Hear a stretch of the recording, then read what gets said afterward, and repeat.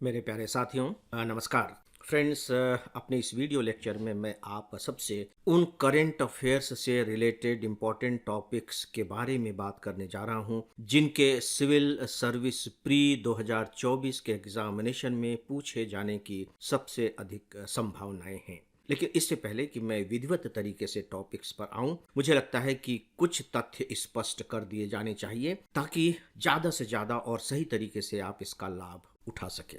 पहली बात कि ये जो मैं आपको टॉपिक्स बताने जा रहा हूँ, ये टॉपिक्स पूरे के पूरे साल भर के कलेक्शन नहीं है, नॉट एट ऑल।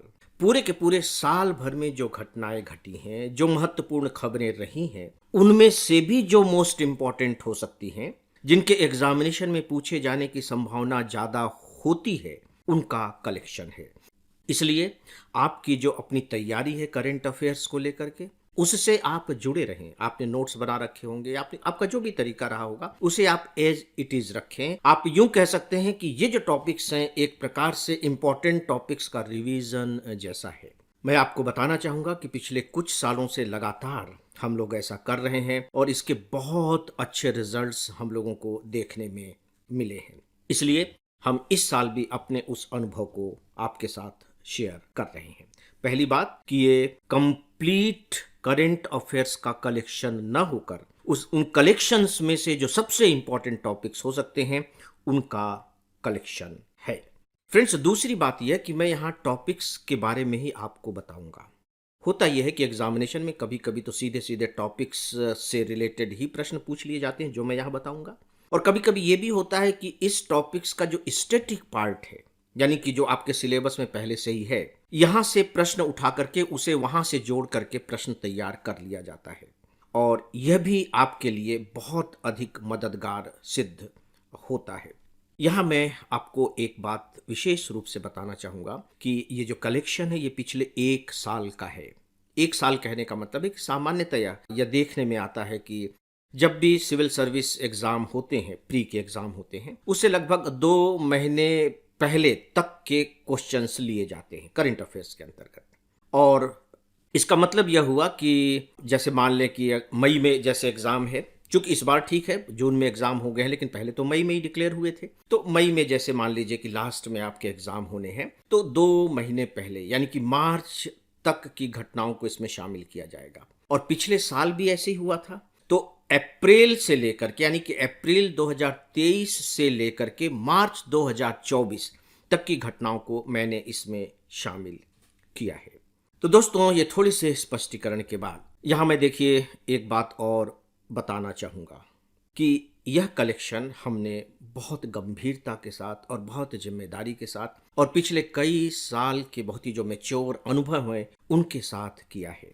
गारंटी नहीं दी जा सकती कि प्रश्न इसी में से ही पूछे जाएंगे। ये जरूर कहा जा सकता है कि इनसे प्रश्न पूछे जाने की संभावना है, तो इसे आप केवल संभावनाओं के क्षेत्र में ही लेकर के चलें, क्योंकि कुछ स्टूडेंट्स को ये भ्रम हो जाता है कि जो भी प्रश्न पूछे जाएंगे करंट से वो केवल इसी के अंतर्गत से आएंगे, दूसरे कुछ करने की जरूरत नहीं है। प्लीज ऐसा बिल्कुल भी न करें। जैसा कि मैं शुरू में ही बता चुका हूं, इन टॉपिक्स को आप अपने रिवीजन टॉपिक के रूप में देखें, यानी कि ऐसे टॉपिक जिन्हें आपको रिवाइज करना है, या यूं कह लीजिए कि जिन पर आपको विशेष ध्यान देना है।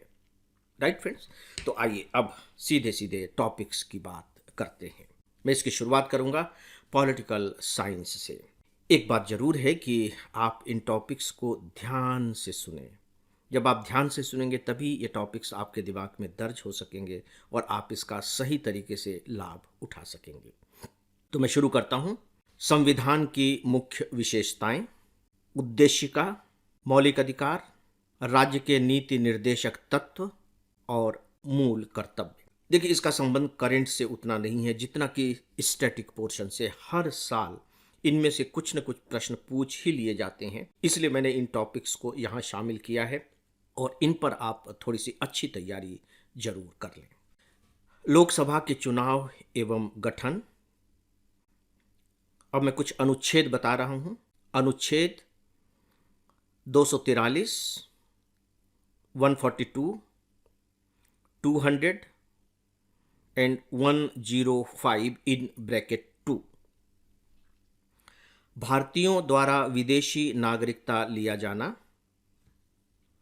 मध्यस्थता अधिनियम 2023, दिल्ली राष्ट्रीय राजधानी क्षेत्र की सरकार इन ब्रैकेट संशोधन अधिनियम 2023, डिजिटल व्यक्तिगत डेटा सुरक्षा अधिनियम, नारी शक्ति वंदन अधिनियम 2023, हिंदू विवाह अधिनियम, भारतीय न्याय संहिता 2023, भारतीय नागरिक सुरक्षा संहिता 2023, भारतीय साक्ष्य अधिनियम 2023, दूरसंचार अधिनियम 2023, नागरिकता संशोधन अधिनियम, handbook on combating gender stereotype, national research foundation, राष्ट्रीय पार्टी, मणिपुर में हिंसा, 98वां संविधान संशोधन 58th constitutional amendment, stay order, असहमति का अधिकार, भारत में विदेशी शैक्षणिक कैंपस और चुनाव आयुक्तों की नियुक्ति। इसी के कंटिन्यूएशन में मैं इंटरनेशनल रिलेशन के कुछ टॉपिक्स आपके सामने रखना चाहूँगा। और पिछले साल इंटरनेशनल रिलेशन से काफ़ी क्वेश्चन चूँकि पूछे गए थे, तो इसलिए आपको थोड़ा विशेष ध्यान देना चाहिए। मैं शुरू में कुछ देशों के नाम ले रहा हूँ। इन देशों के बारे में आपको नहीं जानना है। इन देशों में कुछ ऐसी घटनाएं घटित हुई जिनकी वजह से ये अंतर्राष्ट्रीय चर्चा का विषय बने, बस उन्हें आपको थोड़ा थोड़ा देखना है। ऐसे कुछ देश हैं: Israel, niger, Somalia, Ethiopia, Sudan, Comoros, Morocco और लीबिया। सिडनी भी इसी के क्रम में है, लेकिन वहाँ रीजन कुछ दूसरा था। सिडनी। नाटो के नए सदस्य, रूशियल स्टेट्स, नाटो प्लस, ब्रिक्स के नए सदस्य, साउथ अफ्रीकन कस्टम्स यूनियन, जिसे शॉर्ट फॉर्म में कहा जाता है SACU, भारत अमेरिका समझौता, भारत नेपाल समझौता, भारत द्वारा G20 का आयोजन, भारत मध्य पूर्व यूरोप आर्थिक गलियारा, 5 आइज, हिंद प्रशांत आर्थिक फ्रेमवर्क समूह, भारत बांग्लादेश समझौता, बलूचिस्तान, ऑपरेशन प्रॉस्पेरिटी गार्डियन और ऑपरेशन दोस्त।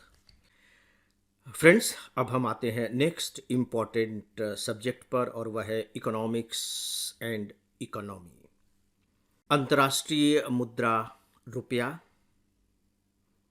विकल मुद्रा, विश्व व्यापार में भारत, प्रतिबंधित खनिजों की सूची में परिवर्तन, विश्वकर्मा योजना, श्रम बल भागीदारी, जिसे हम इंग्लिश में कहते हैं labour force participation, centre for monitoring Indian economy,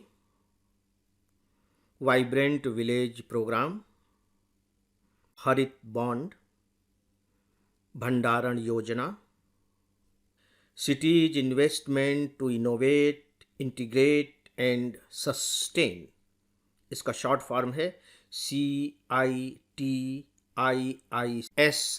योजना। भारत में विदेशी मुद्रा भेजा जाना, ये भारतीयों के द्वारा, NRIs हमारे जो होते हैं वे भारत में विदेशी मुद्रा भेजते हैं। जाम्बी स्टार्टअप, भारत विश्व की 5वीं बड़ी अर्थव्यवस्था, डार्क पैटर्न, प्रधानमंत्री गरीब कल्याण योजना, 16वां वित्त आयोग, श्री अन्न और भारतीय बाजार अनुसंधान संस्थान। दोस्तों, अब हम बात करेंगे ज्योग्राफी के इम्पोर्टेंट करंट अफेयर्स पर। सूरजमुखी, दालों का उत्पादन, मूंग दाल, चावल निर्यात, समुद्र तट क्षरण, कच्चा तीऊ, कोलोराडो नदी, सितवे बंदरगाह, लैग्रेंज बिंदु, कोझिकोड, न्यूट्रॉन तारे, लक्षद्वीप, लाल सागर, आईएनएस जटायु और सलाल हिमाना क्षेत्र, ये जम्मू कश्मीर का एक क्षेत्र है। नेक्स्ट फ्रेंड्स, एनवायरनमेंट पर। भारत का ग्रीन हाउस गैस उत्सर्जन, tiger reserve, international big cat alliance project, Mishti योजना, कार्बन बॉर्डर एडजस्टमेंट मैकेनिज्म, जिसे शॉर्ट फॉर्म में हम कहते हैं CBAM, ब्लू जोन और क्लाइमेट क्विटिंग। नेक्स्ट है science.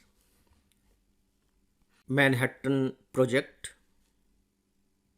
Galen Barre syndrome, gallium धातु, चंद्रयान 3, सूर्य मिशन, निसार उपग्रह, एक्सपोसैट यानी एक्स रे ध्रुवण मापी उपग्रह, smart lander for investigating moon यानी slim, polarimeter, sickle cell, laboratory for electro optics system. आपको देखना है कि यह संस्थान कहाँ है। Laser induced breakdown spectroscopy, LIBS, ये क्या होती है? डार्क नेट, NVS-01 और लास्ट है बैले चले घोषणा पत्र। दोस्तों, नेक्स्ट है साहित्य, कला और संस्कृति से जुड़े हुए करंट अफेयर्स। आप जानते हैं कि हिस्ट्री से करंट अफेयर्स के लिए प्रश्न बनते नहीं हैं। साहित्य, कला और संस्कृति को यदि आप चाहें तो उसी का हिस्सा मान लें। विश्व विरासत सूची, city of music, creative cities network,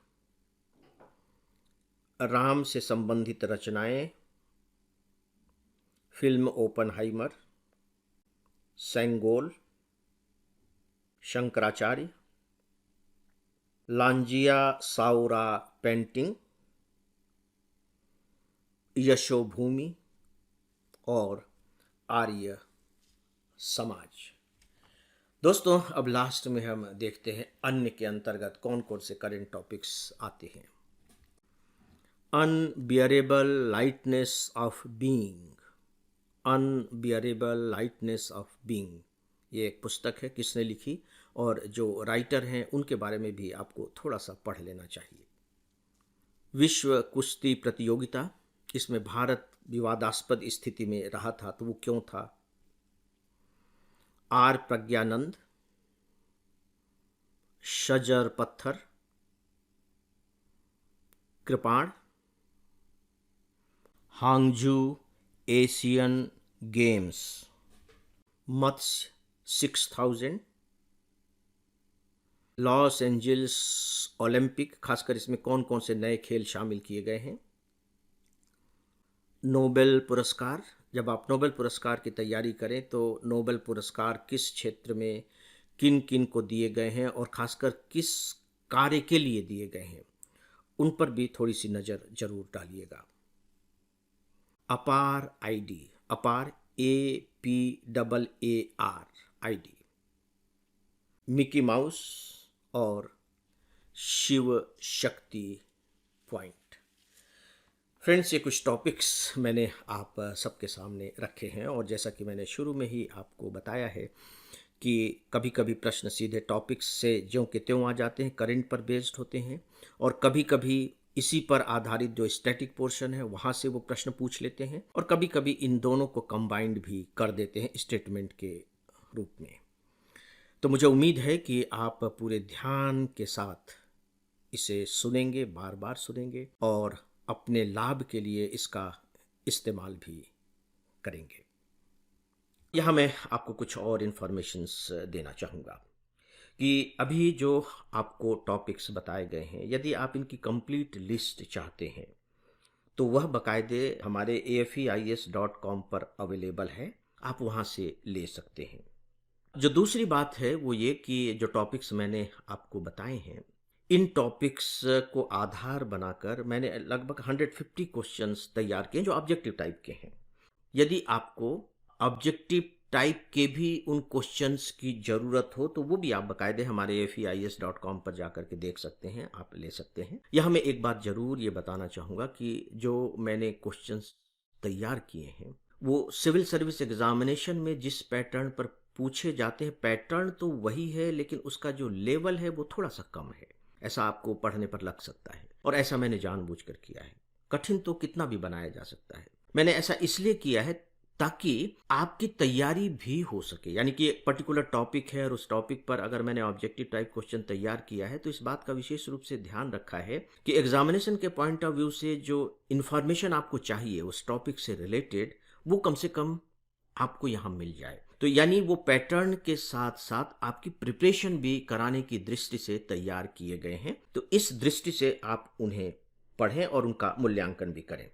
friends, एक बात और वो ये कि जो AFEIS है वो खासकर करंट अफेयर्स पर तैयारी कराने के लिए अपने स्टूडेंट्स को कई कई तरीके से काम कर रहा है। मैं उनके बारे में थोड़ा सा आपको बताना चाहूँगा।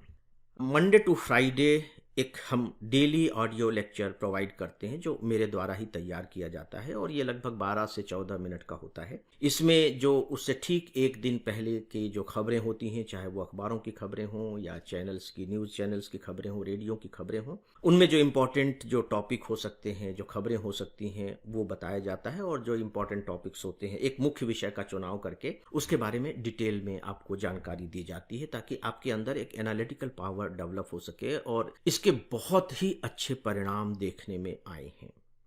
दूसरा ये कि बाकायदे हम लोग न्यूज़पेपर्स की कुछ क्लिपिंग्स आप सबको प्रोवाइड करते हैं। जो नेशनल लेवल के 9 अखबार हैं, हिंदी और इंग्लिश दोनों के, उनके क्लिपिंग्स, और क्लिपिंग्स में हम 2 चीज़ें शामिल करते हैं, एडिटोरियल कमेंट और एडिटोरियल आर्टिकल्स, लेकिन सभी नहीं। इस बात का विशेष रूप से ध्यान रखा जाता है कि वे क्लिपिंग्स सिविल सर्विस एग्जामिनेशन के प्रिपरेशन के लिए महत्वपूर्ण सिद्ध हो सके। ठीक इसी तरह से हम लोग योजना और कुरुक्षेत्र हिंदी में भी और इंग्लिश में भी जो इम्पोर्टेंट आर्टिकल्स होते हैं वीकली प्रोवाइड करते हैं। यानी कि हर महीने आपको योजना से 4 आर्टिकल्स और कुरुक्षेत्र से 4 आर्टिकल्स पढ़ने को हम लोग देते हैं। और सीधी सी बात है कि पूरे भी दिए जा सकते हैं, लेकिन नहीं, हम लोगों का ध्यान विशेष रूप से, हमारा जो प्रिंसिपल है वो ये है कि हमें आपको इन्फॉर्मेशन से लादना नहीं है, जो बहुत इंपॉर्टेंट हो सकते हैं उनसे अवगत कराना है और अवेलेबल भी कराना है। दोस्तों, इसके साथ ही चूंकि अंग्रेजी के अखबारों में कभी कभी बहुत अच्छे आर्टिकल्स आते हैं, अच्छे अच्छे एडिटोरियल कमेंट्स भी होते हैं, हिंदी के स्टूडेंट के लिए वो बहुत परेशानी की बात हो जाती है, तो जो हमें बहुत महत्वपूर्ण लगते हैं और ऐसा लगता है कि इसकी भरपाई हिंदी के अखबारों में नहीं हो सकती, तो हम लोग चाहे वो इंग्लिश का आर्टिकल हो या इंग्लिश का एडिटोरियल कमेंट हो, उसको हिंदी में आपको प्रोवाइड करते हैं। वो अनुवाद नहीं होता। हिंदी में प्रोवाइड करते समय भी इस बात का विशेष रूप से ध्यान रखा जाता है कि इसमें कौन कौन सी बातें आपके लिए उपयोगी हो सकती हैं। इस रूप में हम हिंदी में वे आर्टिकल्स और एडिटोरियल कमेंट्स आपको प्रोवाइड करते हैं।